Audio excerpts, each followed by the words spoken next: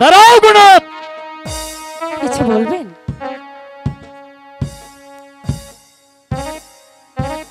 কি ভেবেছো তুমি নিজেকে?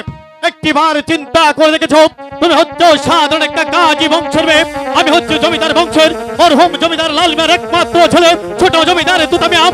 আজ স্কুলে এসে প্রথমবার একটি অঙ্কে হেরে গেছে, অপমান তুমি আমাকে করেছো।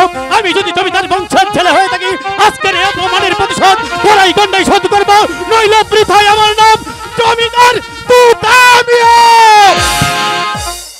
কথাটা মনে থাকে যেন। ইস, নিজে স্কুলে এসে পড়া পারলো না, সেটা কি আমার দোষ?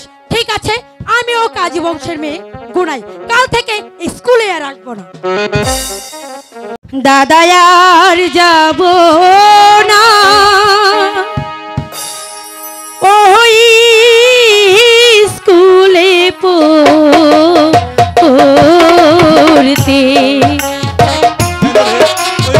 দাদা, আমি কাল থেকে আর স্কুলে যাব না দাদা।